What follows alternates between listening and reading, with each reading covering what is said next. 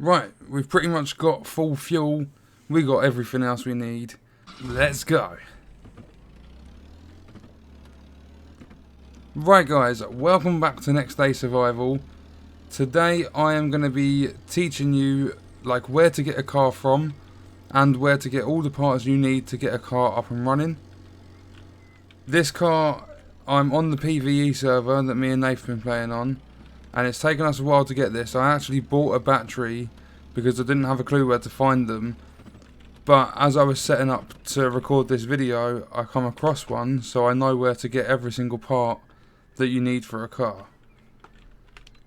One of the good things about the car is obviously you don't have to walk anywhere, you can just drive as long as you can keep your fuel topped up and your damage to a minimum.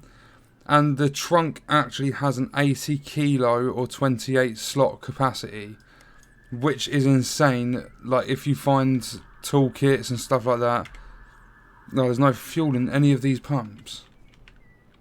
If you find heavy stuff, it's good to have a car with you so you can carry it all back. Right, there is a list of stuff you need.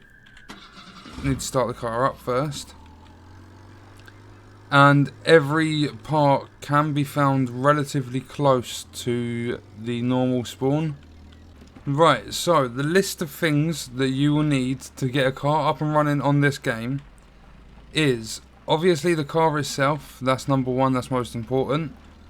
But then you're going to need spark plugs, ignition keys, a battery, fuel, and you don't need a toolkit straight away, but it'll probably be good to have a toolkit with you.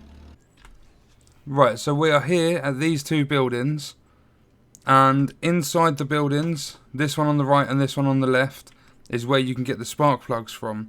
Sometimes you'll find ignition keys here, I believe. I can't actually remember where I got my keys from. Actually, let's just quickly, in case anyone's around, we'll take those out, because I'm not sure if people can jump in. But along here, in these garages, I never really explored these whilst I was just starting off, but it's definitely worth exploring them. Like there's an iron pipe and a medium backpack in there.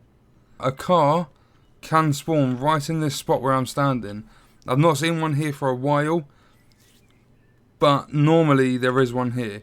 The other place where I actually got my car from is somewhere down here, I think close to this corner of B6. There is a little building. That's where I got this car from that I'm driving now. But sometimes in here where this screwdriver is, that's where I found the toolkit before. And in this building here, there is that a hammer? Yeah. That's where I found a battery. So, 3 parts out of the 5, possibly 4. Spark plugs in any of these buildings. Ignition keys maybe in the buildings, battery inside that building, and in the little side part of that bike you can get a toolkit. So the last thing is the fuel canister. I'm not sure of many places to get a fuel canister from, because for some reason the devs of this game have put fuel canisters in the game as decoration. Me and Nath have only ever found one fuel canister. There's a couple of gas stations where you can refill the canisters, but as you saw near the beginning of the video, there's not normally fuel in the pumps. It's the first pump on, like as you go through the gate, the first one on the left. If you're heading from the neutral spawn, that one's normally got the fuel in. I got like 40 litres of fuel out of it. And a canister holds 10 litres. And then you pop it in the car. The car's got a capacity of 40. Which direction is it to this factory? The map. Aha, we're going the right way. Right, we need to go to this factory over here because that's where me and they found the fuel canister. But be careful if you go to the factory. I'm not sure of any other spawns of fuel canisters because, as I said, like there is a lot of them that are decoration. Here's another car you can fix up. Whereabouts is this one on the map? Right here.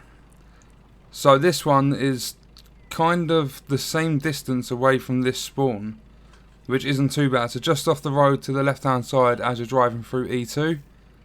Right, so here's the factory. It's normally covered by the toxic gas cloud.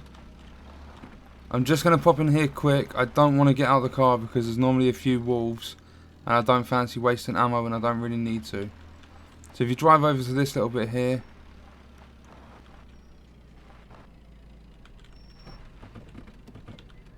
right, if you look in there, on that pallet at the back is where Nath found the fuel canister, and I don't know where else you can find them.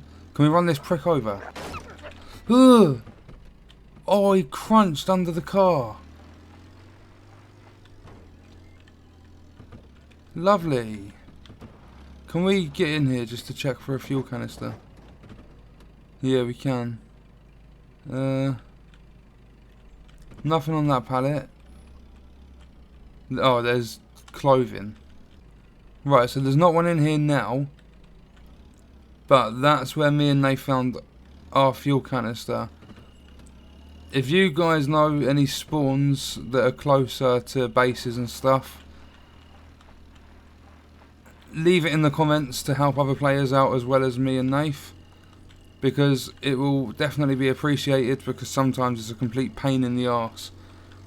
If you don't want to go around and find all the parts, if you've got enough money to survive for the rest of days, then what you can do is, if I do a little cut and we get back to base, I'll show you the prices to actually buy all the parts you need to get a car up and running. Right, so I've just got back and I've dropped everything off, and thinking about it, I wouldn't actually fill up the car with too much fuel, because if you log off the server and the car stays where it is, like I've parked it just outside the main settlement, if someone comes along and the car's still on this server, for some reason, I don't know exactly how it works, but if it is, and someone's got the parts, because all you need to get a car working is the battery, the spark plugs and the keys. The fuel is for if you need fuel, and the toolkit's for if you need to repair. But this car come with like 3.5 litres of fuel, and it was like 142 health or something like that. So realistically, all you need is the battery, the spark plugs and the keys. So if someone's got them laying around in their inventory or something, and the car's parked outside here with 35 litres of fuel, they're in for a good time. And you're getting mugged off. It's not hard to get hold of fuel, and you can just go and get another car that's not too far away. Like as I said, the two locations, you've got one round the back of here and then one just off the road about here. So they're not too far away from where you start. If you're a civilian, then the E2 one's probably the best. That one coming in second. If you're a looter, you'll spawn down here. So the one that's around here at B6 will be the quickest for you to get. I'm not sure about any other locations or anything. But as I was saying, you can buy all the parts you need for a car. Some of them are expensive, like a toolkit is 5,200 I think. But come to this guy, like you see the fires there. Come to the storage guy around the side of the big building. And I'm going to quickly store everything away.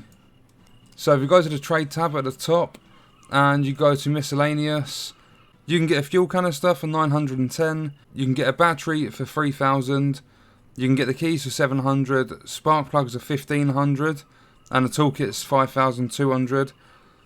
But all you need to start the car is the battery, the spark plugs, and the keys. So that's 5,200. Not too much to start a car. I got 6,500. As I said, I bought my first battery because I didn't know whether a car would come with one or not, and I didn't know where to find them. So yeah, that is how to find a car, like where to get a car from and how to find all the parts so that you don't have to pay to get them, so that you can get your car up and running, you don't have to do much walking anymore. So that's going to be the end of the video, guys. I hope it helped you out. If it did, leaving the likes always appreciated. Subscribe to the channel, turn on notifications, all that good stuff. Thank you for watching.